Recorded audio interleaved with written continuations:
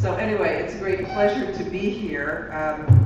As you can see, we're a little challenged with the slides, so I'm going to rely a little bit more on talking and a little bit less on the visuals.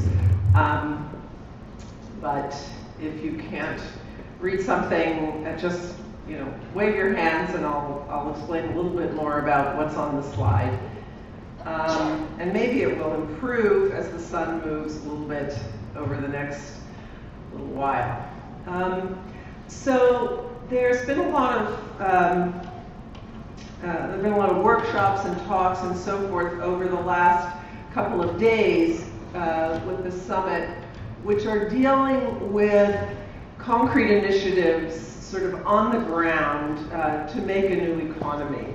So things like the new food systems, the new local food systems, and people have probably been talking about local currency and community renewable energy, and the kinds of things that have been discussed here over the last couple of days are happening all around the country and are very exciting building blocks and the sort of bubbling up of the new economy.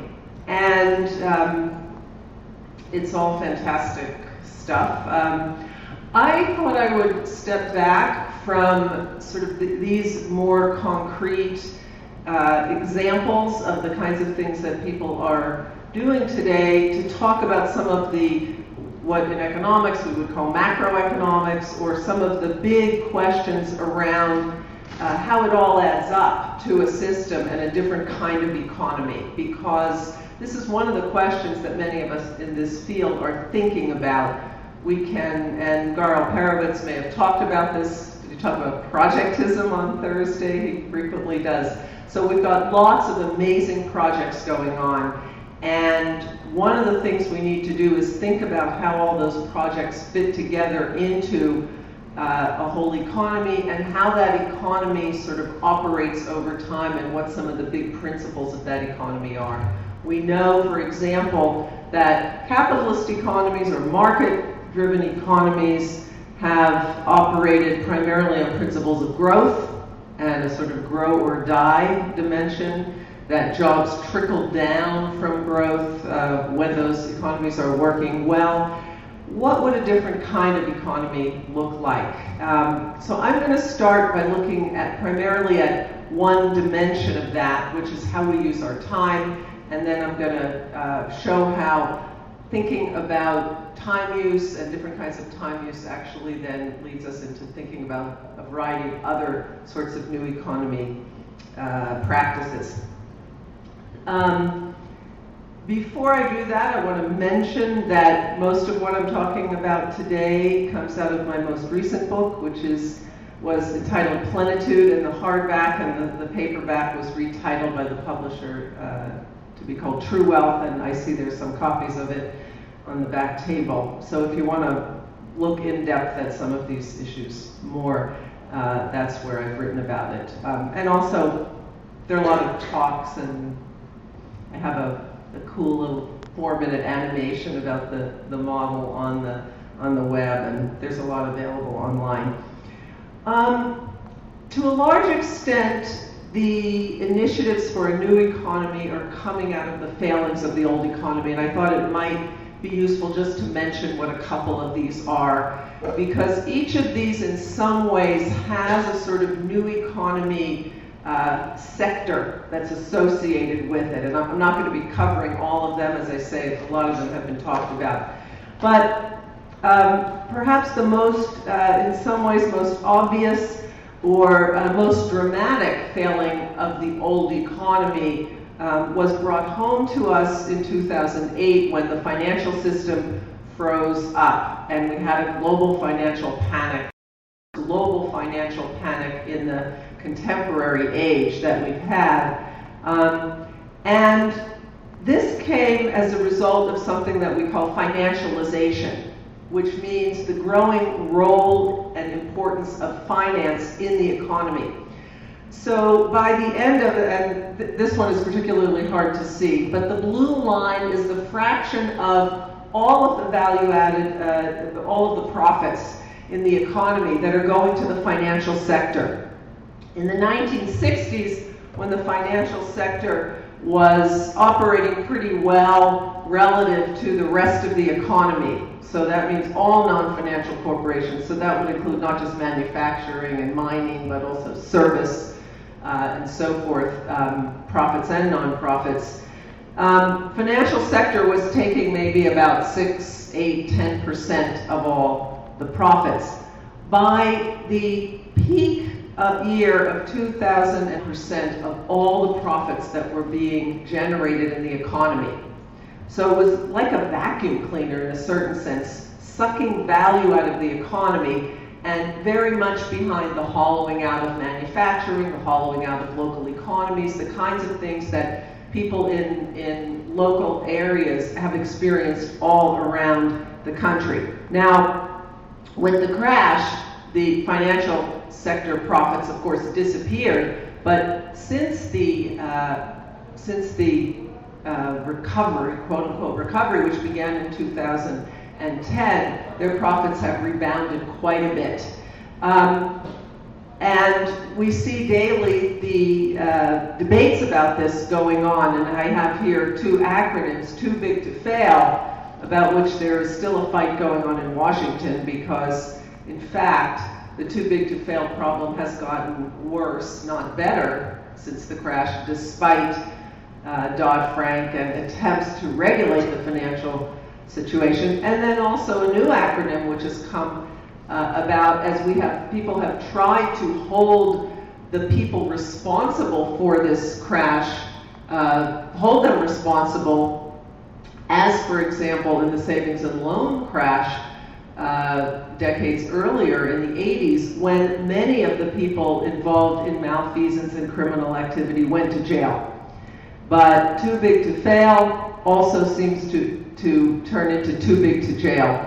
So we have a serious problem of financial sector being far too powerful and distorting the operation of the rest of the economy in ways that are very materially undermining people's well-being.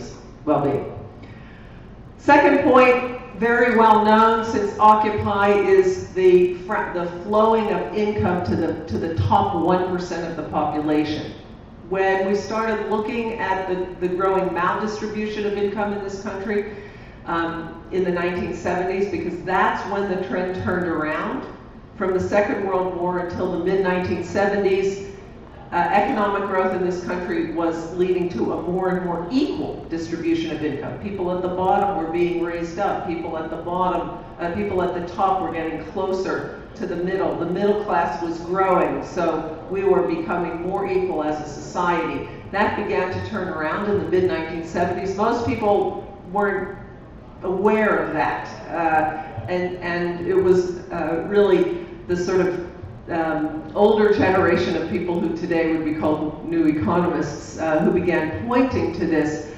But in the 90s, we talked about the 80% and the 20% because the top 20 was pulling away from the bottom 80. But as the 2000s, particularly beginning in the 90s and then into the 2000s, it was no longer 20 and 80. It was 1 and 99. And of course, that's the statistic that Occupy pushed into the public discourse.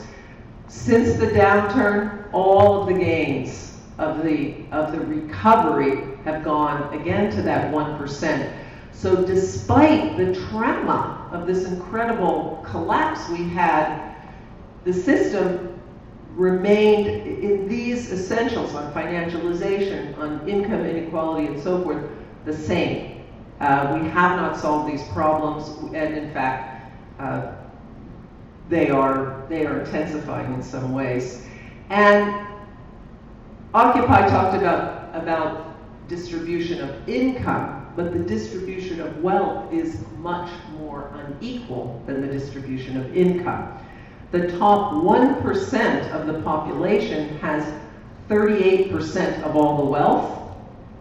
The top 5% of the population has 74%, or just about 3/4 of all the wealth in this country. And I don't I don't know how much you can see, but there's the bottom 60%, all of which is underwater in terms of having negative wealth, that is owing more than they have actually in assets. And this is a broad measure of wealth, which includes not just financial wealth, but also home equity and other kinds of assets. So we have an extraordinary concentration of wealth back to the levels of wealth concentration that led us into the Great Depression, that is the levels of the 1920s.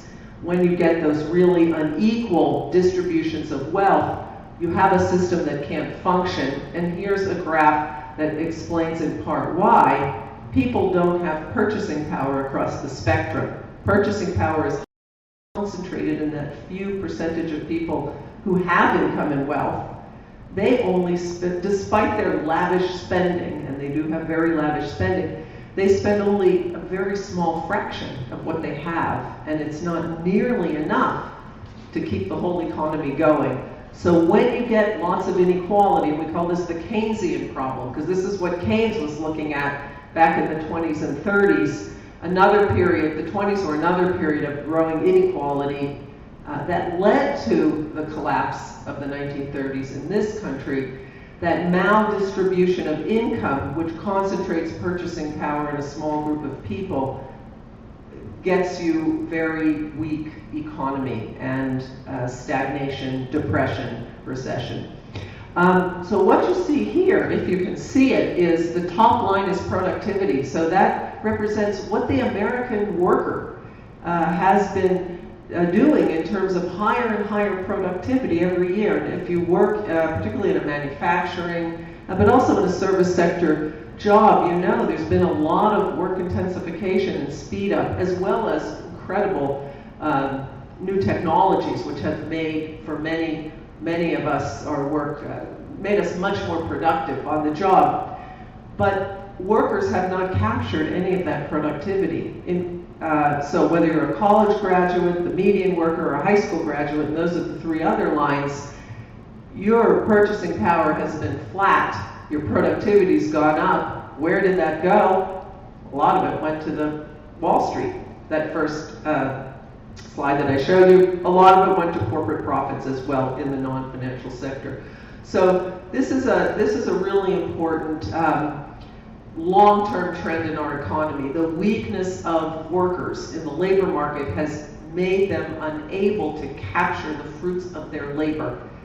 Very much in contrast to the way things worked in the 30 years after the Second World War, in which workers were pretty much able to get their share of those productivity gains year after year after year. And there were a lot of contracts that were written saying productivity goes up by 3%, wages will go up by 3%. So they were productivity-driven wage increases.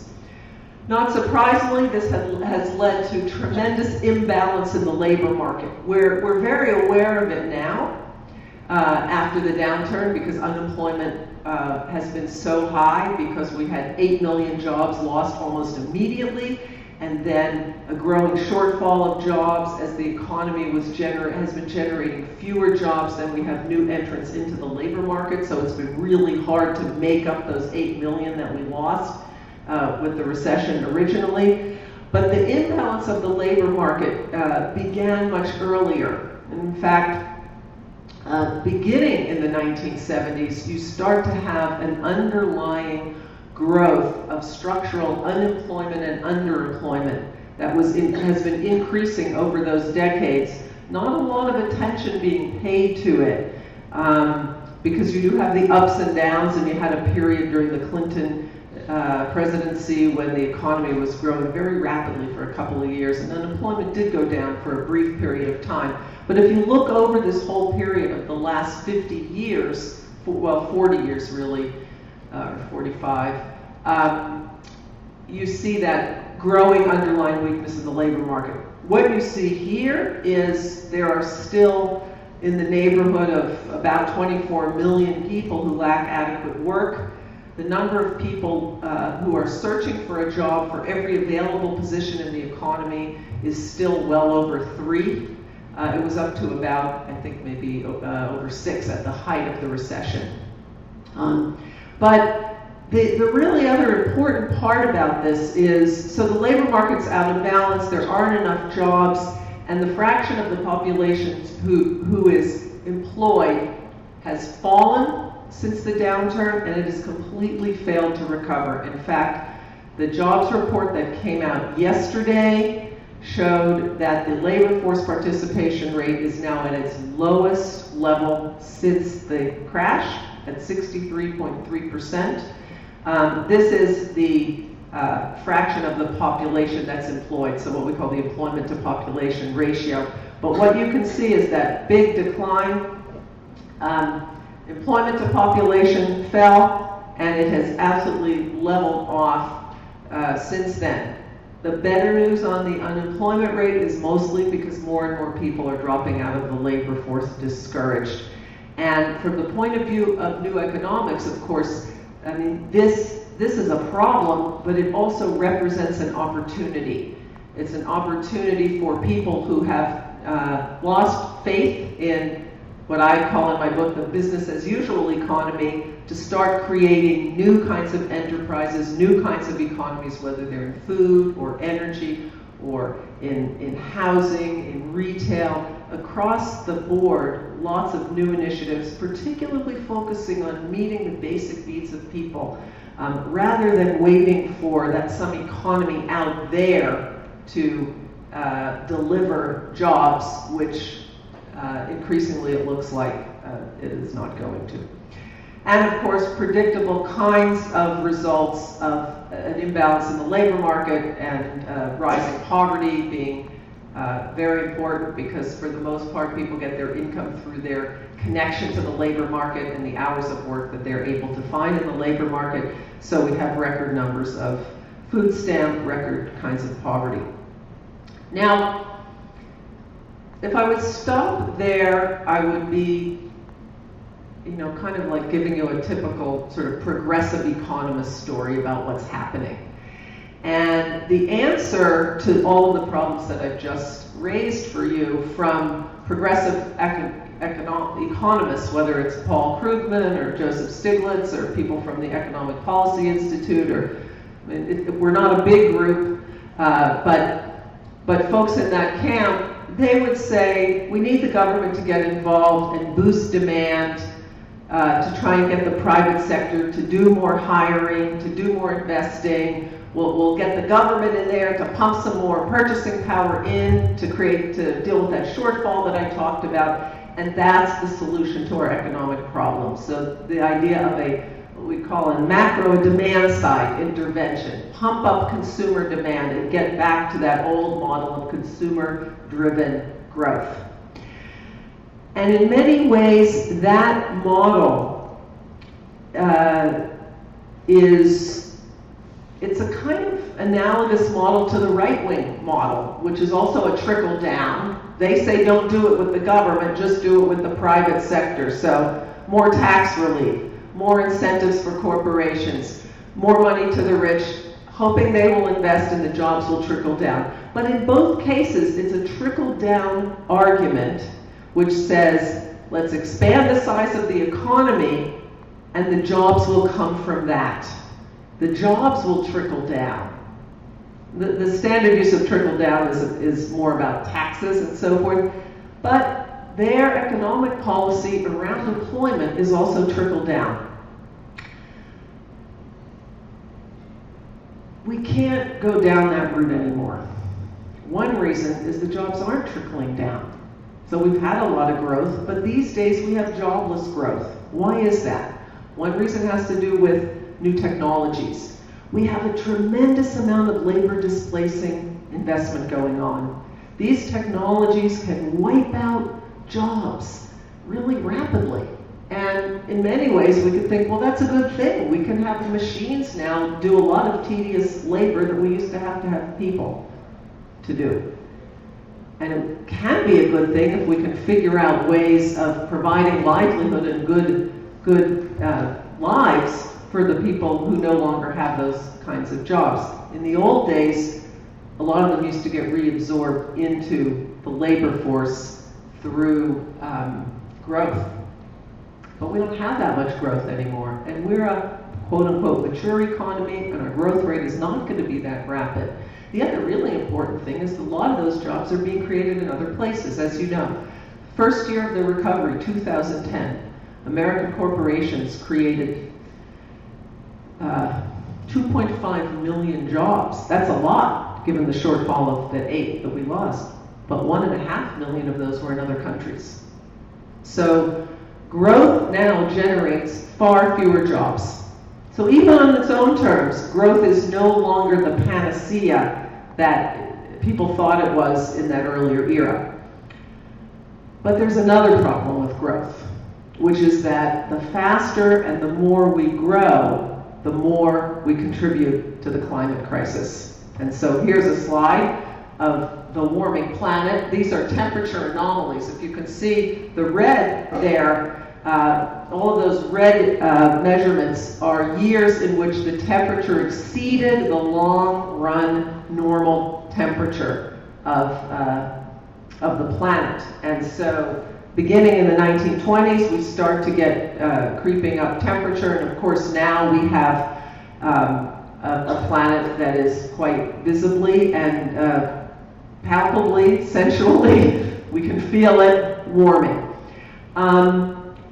The faster we grow, the more we emit carbon and other greenhouse gases. So our solution to the jobs crisis is exacerbating our climate crisis. And as the leading carbon legacy country in the world, meaning we are the country that has contributed most by far to the climate crisis over time. We've dumped much more carbon and other greenhouse gases into the atmosphere than any other country by a huge factor, despite our 4.5% population, fraction of the world's population. We have an obligation to reduce our emissions dramatically. And of course, the scientists are telling us we've got to reduce by 80 to 90% by the year 2050. We've got to really start turning that around rapidly. We've been unable to do that when in periods of rapid growth. In fact, we've had some success in the last few years in reducing our emissions. A big part of why is that we've been growing much more slowly. So, and these are global CO2 emissions. We're nowhere near turning around the emissions trajectory on a global level. The wealthy countries of Europe are really starting to do something, and their emissions are coming down quite significantly. I'm going to show you something about that in a minute. The U.S. has been really a tremendous laggard in terms of meeting its climate obligations, as has Canada. You have heard, and you will continue to hear, a lot of talk about how China and India are the problem in terms of climate. Oh, we're not going to be able to solve the climate crisis because of China and India. Look at China, it's emitting like crazy. Of course, China is now emitting more in toto than the United States in terms of the total volume of emissions. But let's look at the per capita emissions. The U.S. remains a really outsized emitter from the point of view of per capita. You can see the last two on the left, I hope, are India and China. These are the per capita at a small fraction. The U.S. these are tons of equivalent carbon emissions. 2008, China is under 2, whereas the United States is over 6. And so we're still at about more than 3, somewhere in the neighborhood of 3 to 4 times what the average Chinese is emitting. So we remain central to solving the climate crisis, both in terms of our actual impacts, but there's another key point here, which is the political one, which is there's no way we're going to get China and India to go along with declining emissions unless we lead on climate.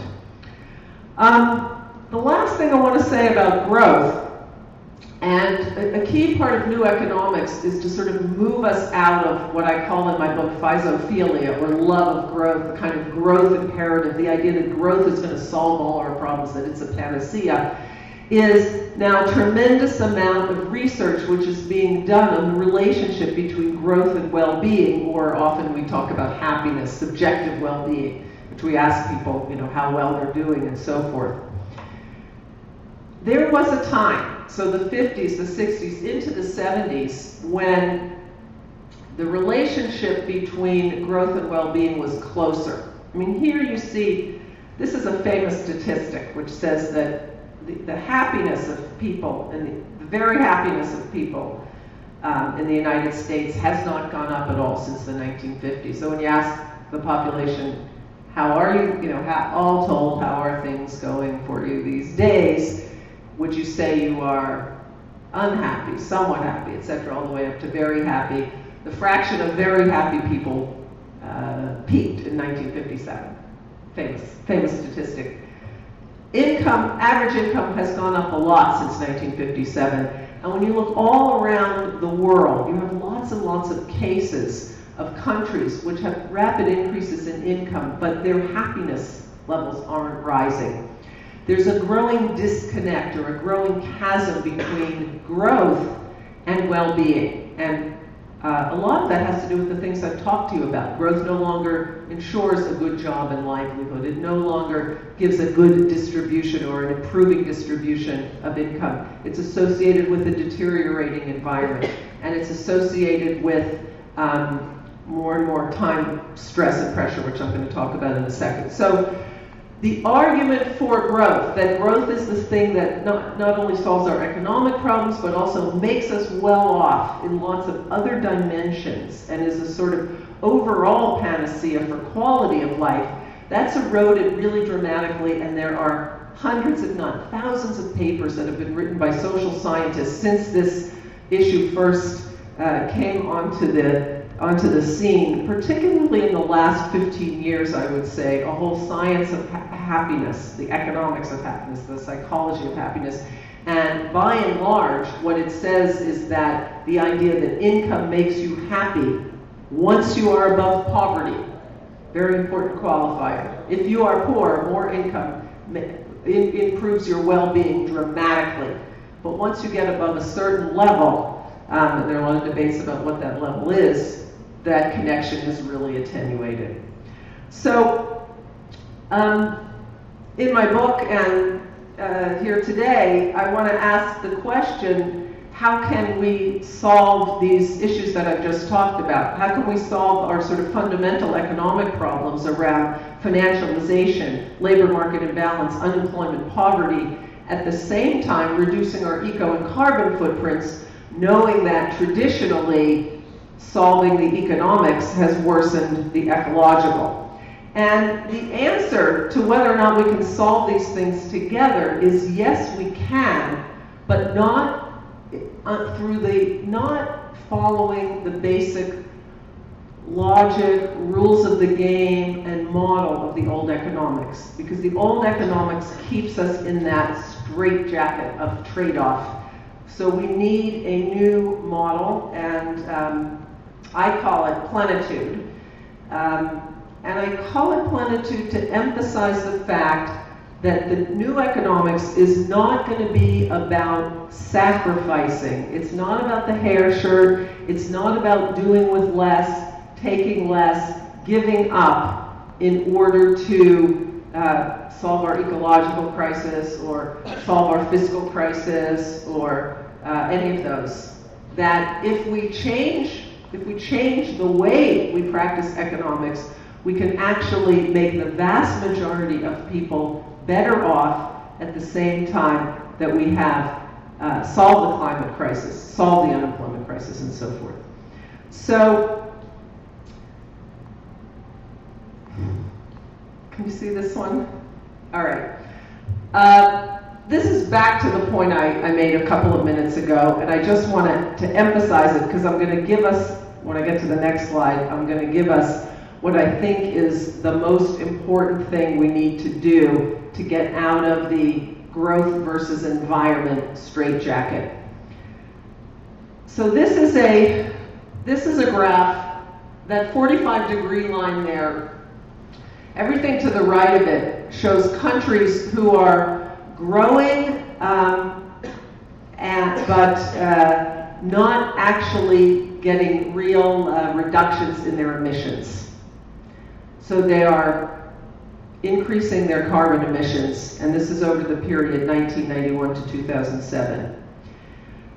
In the literature, we call that relative decoupling, because we're looking at how closely do carbon emissions couple up with GNP growth. Can we decouple those? Because the mainstream says we've got to keep growing, and if we want to reduce climate emissions, it's going to have to be within the framework of growth. And they keep insisting that it's possible. And the president keeps talking about that. And we can't talk about growth. What this shows is there are only a couple of countries who are in that green zone down there, zone 3, underneath the horizontal axis, the straight line. Those are countries that have actually reduced their carbon emissions over this time. And there are a couple of things you can see about them. Number one, the country who did it the most is Russia. But they didn't grow at all. They did it by collapsing. We know we can reduce carbon emissions if our economy collapses. Not a good strategy. The next one is the country that's had the most success, DEU, Germany. It has managed to actually reduce its carbon emissions. It's gone on a crash program of solar. It's moved really well in terms of alternative energies.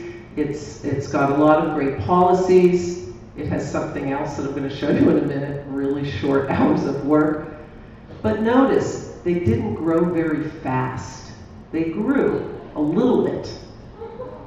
But the only countries that are below that line are countries that didn't grow very fast. Any country that grows very fast, what happens is that all of the technological improvements that it's making in energy efficiency, all of the new alternative energy that it's putting in, that gets overwhelmed by the increasing scale of the economy.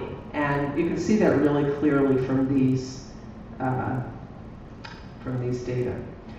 So the big, I think there's the technological, there's the shift to alternative energy and so forth. Clean energy, absolutely central. We can't solve climate without it.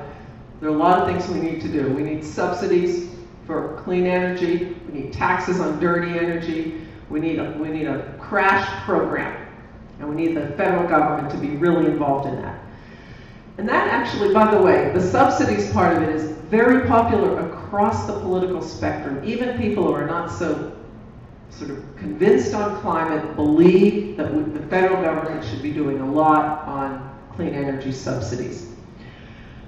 But unless you also couple that with changes in the macro picture, unless you do something about the demand for energy, all that progress you're going to be making is going to get wiped out by the demand for more.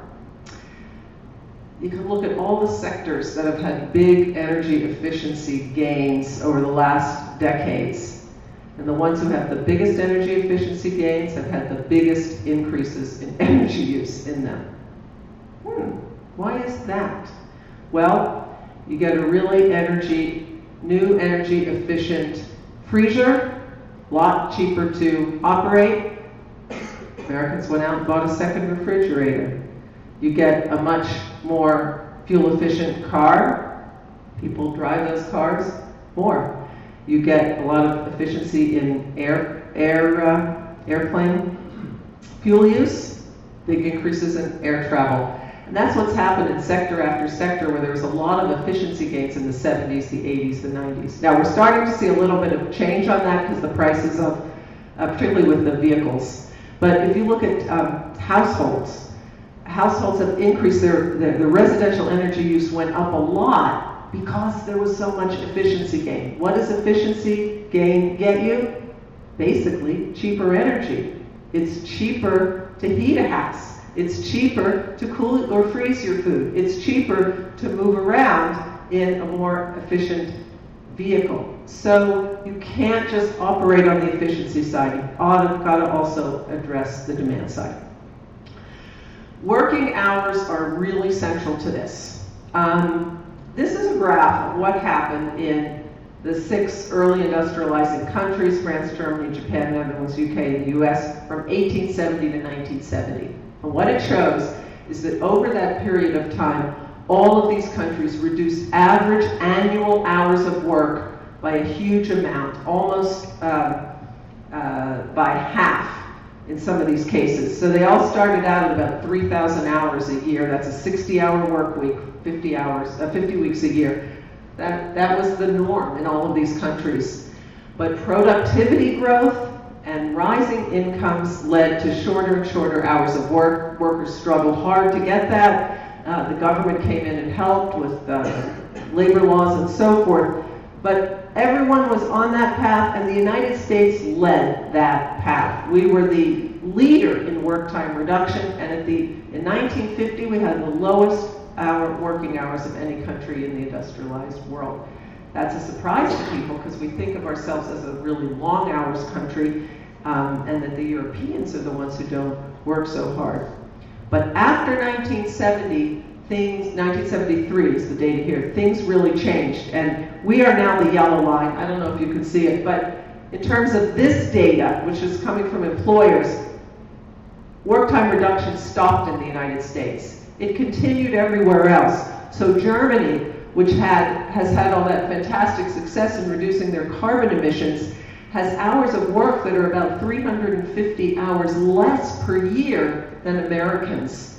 The Netherlands has even lower working hours. They have longer vacations, they have shorter work weeks, they have a lot more people on good part-time jobs. Here you see the US diverge from all these other countries whose working hours continued to decline. And in fact, if you look at data by the person, which allows us to account for second and third jobs, our working hours went up by quite a lot. They went up by over 200 hours a year until the peak of the 2007. Now, they always fall in a recession. So this is key. It's key to why our unemployment is so high, because we have more and more jobs in which people have very long hours. So we talk a lot about the distributions of income and the distributions of wealth. We also have to talk about the distributions of hours, the distribution of work, which has gotten more and more maldistributed. A group of people working more hours than they want, and a growing group of people who are underemployed who can't get enough hours. On average, the hours have been rising over most of this period, but the distributions are getting really skewed. So addressing the distribution of hours, bringing down average hours of work, and sharing the work more equitably is absolutely central to solving our jobs crisis, solving our livelihoods and our poverty crisis. And it turns out that it's also absolutely central to solving our climate crisis. And this is a graph that is going to be really hard to see, and I'll tell you what's behind this. This is for the ecological footprint. I can also do it for the carbon footprint. I can do it for carbon emissions. And I have now a much more fully worked out model of this that's coming out in a journal soon. But taking all of the high income countries over the period 1970 to 2007, it turns out that the countries with shorter hours of work have much lower carbon emissions. They have lower carbon footprints. They have lower eco footprints. Countries who have long hours of work, like the United States, emit much more carbon. So getting on a path of shorter hours also helps us solve the climate crisis. At the same time, it helps us solve the employment crisis. Now, why is that? What is the connection between hours of work and climate and eco outcomes more generally? There are two things about it. One is, if you are on a path of shorter hours, it means you're taking your productivity growth in the form of more free time as a society rather than more stuff.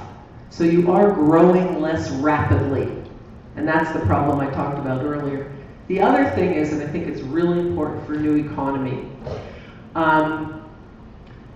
households that have long working hours are, we can think of them as like time-poor households. They may have more income, but they're time-poor. They have to do things in time-saving ways. And generally, those are more ecologically degrading. And the best example is travel.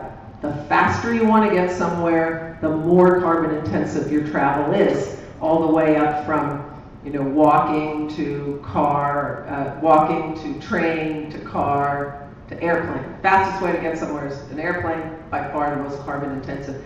And that holds true for other things. Growing your own food and preparing your own food, low footprint, high time intensity, et cetera, et cetera. So households also shift what they do in ways that are more or less sustainable based on their time budgets. If we start to evolve toward a more time-rich society, it is easier for us to have more sustainable patterns at the household level. It's a smaller impact than the first one, which has to do with the scale of the economy. So I'm going to stop in a minute. There are a lot of questions about how we could actually get shorter hours. Is it really feasible? What's the policy, etc.? Happy to talk about those in the Q&A. But it's a piece of the new economy that I think is not sufficiently recognized. We think a lot about the micro. We think a lot about the new enterprises, the businesses, the cooperatives, the new currencies. We also have to think about how much activity we're generating, how many hours we're working in activities that are carbon intensive. Of course, you shift to we also have those shifts out of the carbon intensive things, but one thing we know about the way our system works, if you give people more money, it's going to get spent. And if it gets spent, it has an ecological impact. So we need to redistribute income. We need to redistribute wealth. We need to create new forms of wealth for people who don't have wealth, new wealth in new cooperatives, in community ecosystems, lots of ways of democratizing wealth. I'm sure Gar Alperovitz talked about that on Thursday. At the same time, we have to think about getting out of the kind of pattern of which is a pattern of intensified consumption, which used to be more common across the whole population, is now becoming increasingly just the purview of a smaller and smaller fraction of people. But it's not a sustainable way to run an economy. So I was going to talk about the sharing economy, lots of interesting things happening there. I think probably people have talked about that through the conference. I'm going to end with my sort of political vision of how we might get from this.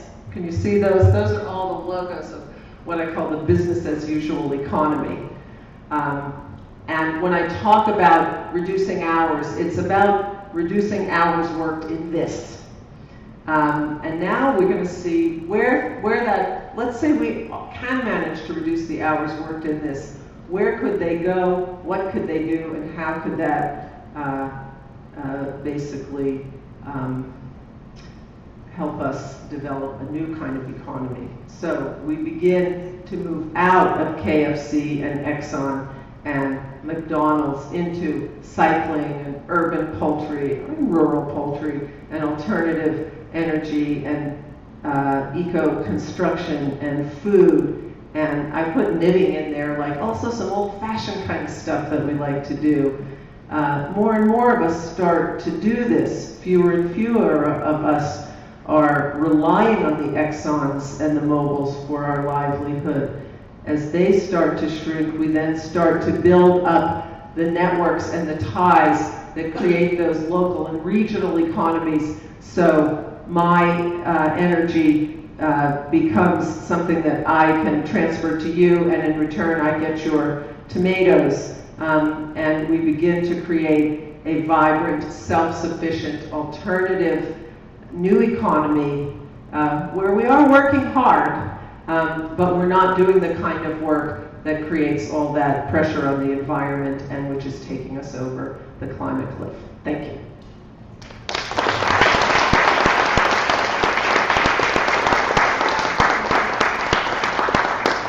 Sorry you can't see the pictures, but I'm happy happy to take some questions if people have them. I have a question. Yes. And I guess this goes back to what we talked about earlier this morning.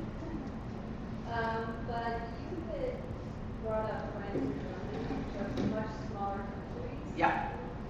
So the American economy, of course, is just too big, I feel. So here, our summit is pretty much just to celebrate the local economy. So do you think is that where we need to focus? Is more local and then start local then regional then state, or should we focus like states and then, or how do you feel we should grow or have to sell different economies? Yeah. Did everyone hear the question? The argument is, I've talked about France and Germany. Those are much smaller economies than the United States, although they are significant size economies, but certainly smaller than the U.S. Many people think, especially in the new economics movement, think the U.S. economy is too big to focus on as a target. Should we be focusing on local, regional, state level? What's the unit? And it's a really important question. The local is an evocative term. It's a vague term. And sometimes in the retail sector, we think about local as really just local, like going down to your main street and just supporting the people in your town. But when we talk about local economies beyond that retail sector, we really have to be thinking regional. And I think regional is the really sensible unit in terms of thinking about if you want to think of an economy as a network. So it's lots of small agents or firms, people, and they have ties to each other. And sort of how do you characterize that network? I think what you want to do is create a regional economy that has a lot of density, that its network is mostly regional. Of course, many people around the country are focusing on bioregions, arguing that there are ecosystems that create natural economic units. And certainly if we look through economic history, what we see is that is the way the global economy developed. It was through regional economies that crossed what are now national borders that corresponded with ecosystems, so often rivers because of the trade, bodies of water and so forth. So ecosystems that facilitated connection among people, across a certain geographic space. So I think the regional economy is ultimately the way to think about it. Certainly when we think about food economies, we think regional and not just local. Local's too small. The variety available in a really local area is too small. But at the same time, our political institutions are organized not in bioregions. They're organized in municipalities, in states, and in a national government. So the policies are really important ultimately to get the thing to work. So I think for me the answer is, number one, start to try and develop multi-state governance processes, which we've already begun to see in certain areas. We have the Greenhouse Compact in the Northeast, which was all of the Northeast states got together to reduce greenhouse gases. I know in the bioregion of Cascadia in the Pacific Northwest, they are trying to work across states. Certainly in ecosystem management, where you have ecosystems that cross states, they're trying to collaborate. So there's got to be some of that kind of collaboration, but I think you can't ignore the policy context. The federal government is particularly challenging right now from the point of view of progressive policy. On the other hand, I think we can't ignore it altogether. We've got to also be fighting on that front. Yes? Can you talk a little bit about what Visita suggested, I guess, at federal government isn't being that progressive when it comes to this type of thing? Talk about that. I guess, I don't know, you mentioned earlier that you, as a student, were really frustrated by a lot of the economic assumptions that are being used by the federal government. And like a lot of the arguments you presented, like I presented in class before to some very serious economists that kind of been laughed at almost. And I'm curious how we, I guess, can make them hear that in a way that they start changing regulations and they start changing the way that government policies. Okay, did everyone hear the question? Yes? No, so it's about how we could start to change the way economists think, to change government policy. Remind me of your name again? Ethan has, many of the arguments I've made, he says he's made to economists, serious economists. They're not hearing them, they're not using them in making policy. So I think the first thing I want to say, and not to dissuade you from trying to change economists, but particularly today, when we have what we call a captured government, meaning captured by industry and special interests, basically corporate interests, not, when the right talks about special interests, they're talking about unions. Unions are extremely weak and have very little political power. On the sort of progressive side, in the field of economics, there's almost no significant power on the left. The power in economics is very much in terms of conservative and corporate interests. Captured government, meaning our legislators and our executive branch is very much in the pocket of business interests, special interests. Those are the interests that are driving policy. Economists are the sideshow. Economists follow the money.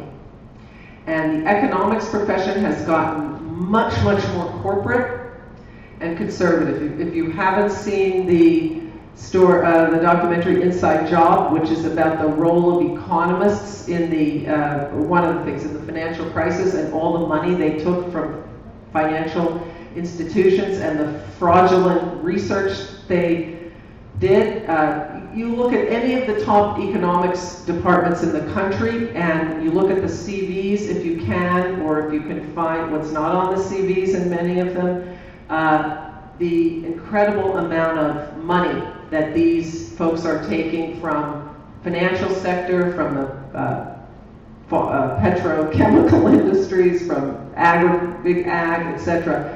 They're just feeding at the trough.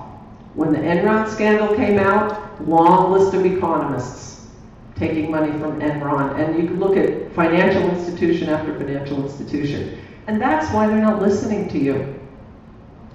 I mean, that's in the broad. I mean, not every economist is at the trough, but a huge fraction of them are. And so the problem of federal policy is a problem of power, building political power. And when the political power shifts, the economists will shift with it. Because they're following discipline. They follow the money. They move to the left, they move to the right. They've always been that way. All in the pretense of their objectivity. So it's just, I mean, they're very close to power.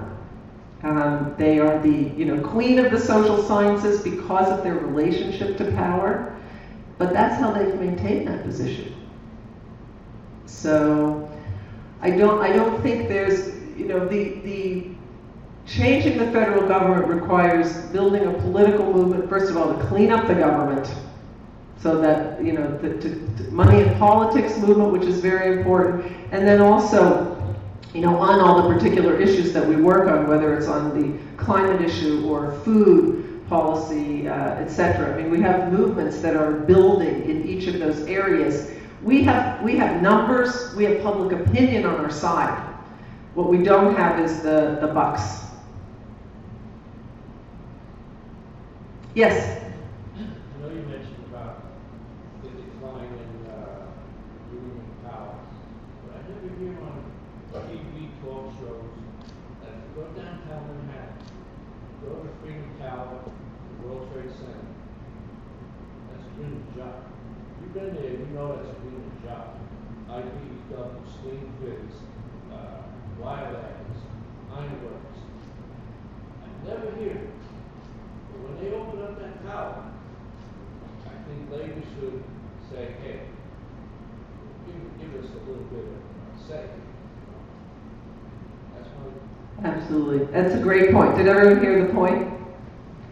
The point is that you don't hear about unions, but the reconstruction of the World Trade Center, the Freedom Tower, was all built with union labor. And there still are some parts of the country, particularly in the so-called craft unions, where governments especially are still using union labor because there are laws that are still on the books in cities and federal government and so forth that mandate union labor, and those haven't been overturned yet. But the labor isn't getting the credit it deserves for the incredible work that it's doing building our country and the work that it has done. That's one of the reasons I love that bumper sticker. I don't know if you see it around here much, but the bumper sticker for the labor movement, the people who gave you the weekend, which is pointing to the role of labor unions in reducing hours, because if it weren't for the labor unions, we wouldn't have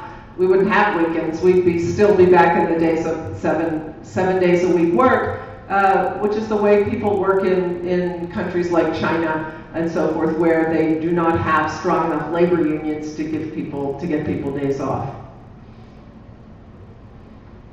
Yes. One thing that I think is really important is creating a society that is time wealthy, and so I love that you talk about that and incorporate that. And one thing that I've seen in the business as usual world is that business as usual has this structure of this 40-hour work week as if it's an actual thing and it can't be changed and it's just the way it is. And business as usual companies at this point a lot of them are expressing the difficulty that they're having hiring and retaining young talent, because young generations at this point are demanding time and other types of wealth rather than just money. And so there's this corporate idea of what our employees want is more money. And then now the new employee suddenly doesn't want that as much as they want other things. And so I'm interested to know if you have advice for how we could talk to certain employers who want to hire talent but are unable, I think, to offer what we want at this point. I'm just really interested in talking to companies about how they could provide jobs that are along the lines of the lifestyle people want to lead. Yeah. So did people hear the question? Okay. You've got a good voice for this room. It partly depends on where you are in the labor market, what employers think about hours of work. And the higher up you go, the more demanding employers are in terms of hours of work, with a few exceptions. If you have a low-paid job, you can get short hours of work. And in fact, if you have a low-paid job, if you have a short-hour job, you have tremendous penalties in terms of your job. You don't get benefits, you don't get a career trajectory, and so forth. So the way the labor market's been structured, for the most part, in order to get short hours, you've got to give up an enormous amount. And then we ask the question, well, why is that? It's a large part of it is the way employers have structured jobs so that they make the long hours jobs much more desirable. Now, in their, to give them a fair shake on this, part of the problem is that the benefits costs they face are mostly per person costs and not per hour costs. Health insurance being the most important one here. You hire a worker, if they get health benefits, then you pay that, and if they work more hours, you don't have to pay more in health benefits. despite the fact that when you overwork your employees, their health goes down and it's more costly. So we need to change that structure. Either get some of those really costly benefits out of the employment relation, and this is why one of the things I hated about what Obama did with healthcare reform was he further cemented the connection between healthcare and employment. But I mean, if that's a given, if there's nothing we can do about that, then at least have these costs vary on a per hour basis. And a lot of the unemployment comp, UI, things that employers have to, tax funds that they have to pay into are also capped so that more hours of work don't create more taxes for them. So we've got to change that structure so it's not so costly for them to have short hour workers. And then I think it's partly a cultural thing. And it's partly getting to people in the workforce coming together and starting to raise the issue and talk about it. In the Netherlands, they did something that I call the 80% solution, which is that in 1980, there was a huge worldwide recession. Europe got hit with really high unemployment, and they had to figure out how to respond to that. In the Netherlands, they said all new government employees are going to get hired on 4-day work weeks. They're going to get 80% of the pay that they would have gotten, and they're going to get Fridays off, or one day off, mostly Fridays, and we're going to be able to hire 20% more people than we would if we just hired everybody on a 5-day work week. And this started an incredible revolution in their labor market because, first of all, it was incredible, it was really popular. Someone going from earning nothing to 80% is pretty happy. They're not so worried about that last 20% that they never had to begin with. If you take a person earning 100% and take away their 20, they're going to be very unhappy. But if you go from 0 to 80, it's good. People coming out of school, yeah, we have the debt crisis. Their school leavers didn't have all that student debt. But leaving that aside,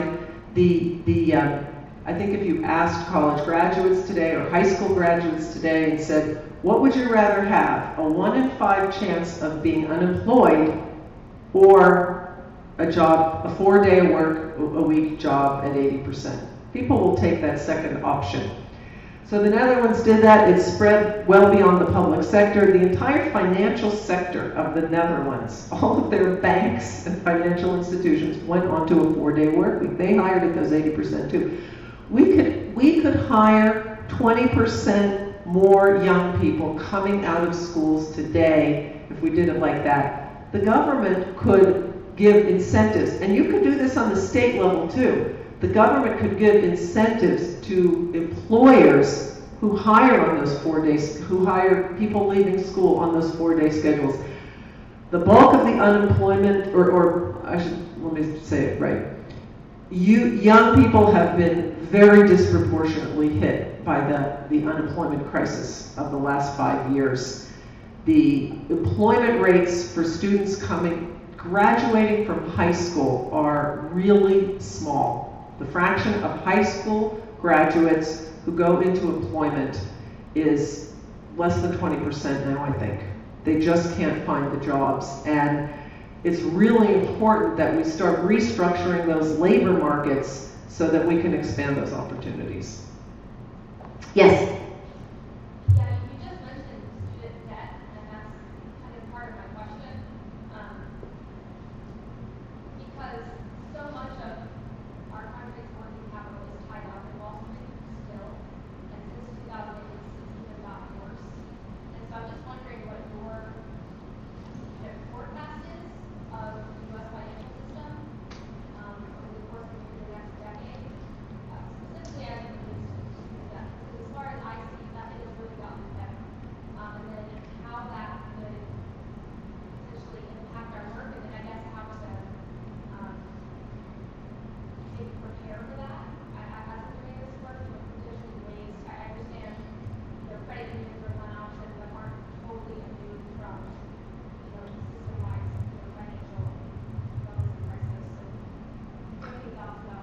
Yeah, did people hear the question? No? So it's about student debt, and what I think about that, what's happening in the financial sector, what I'm forecasting for the next decade in the financial sector, and how we're going to solve the student debt crisis, because things have not been solved. So I'm going to say something really radical here. First, I'll give you my prediction, which is not very radical. It's that we are headed toward another financial crisis. I don't know how long it's going to take to get there, but precisely because these problems haven't been solved, and these rogue actors, and they are rogue actors, there are a lot of them, they look mainstream, they may not look rogue, they look legitimate in their suits and ties and whatever. They are just finding new ways of sucking that value out of our system, as they did in the previous era. They have made the financial regulations that people have been trying to put in Congress more and more toothless, because they control Congress to such a large extent. So the big ones have gotten bigger and more powerful, and they will get into bed with the smaller rogue firms who, if you sort of read the insider's account of what happened in the last financial crisis, you have these smaller firms that are always pushing the envelope, doing the next thing, the next thing, the next thing, and the big ones, eventually get involved with them. So I think the basic problem hasn't been solved. We can expect another financial crisis. That's the longer term prediction. Not next year or the year after, but you asked about the next decade.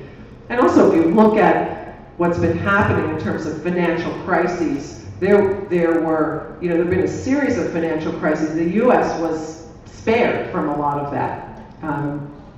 But look at how the frequency and severity of financial crises has been increasing a lot since the late 70s. On the debt, student debt, you started to see a movement building on this. There should be debt forgiveness in this country.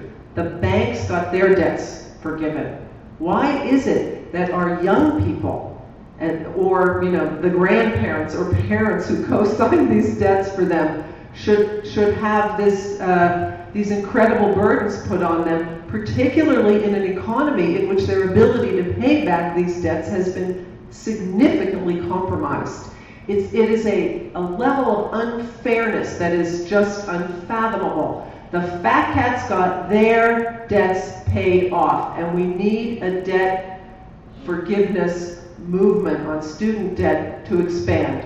And if you look back in history, their debt forgiveness movements always, their history is replete with debt forgiveness movements. It's not as if this is something radical or new or extraordinary. The Bush administration came out for debt forgiveness for the very highly indebted poor countries of the world.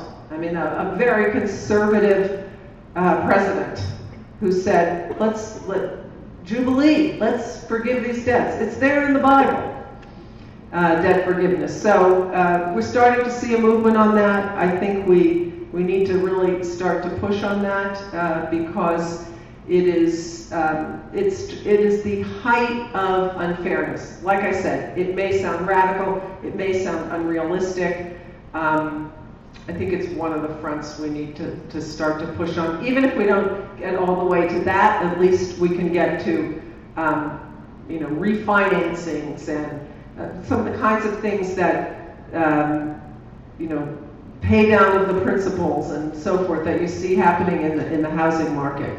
So that's my view on student debt. I believe in free higher education, and in Europe, students go to college, have traditionally gone to college free, paid for by the government. In a country which is saying to its young people, you have to have a college education in order to get a decent job, it is the obligation of that society to provide that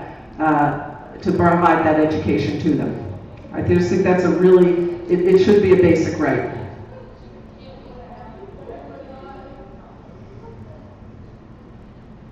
Any other questions?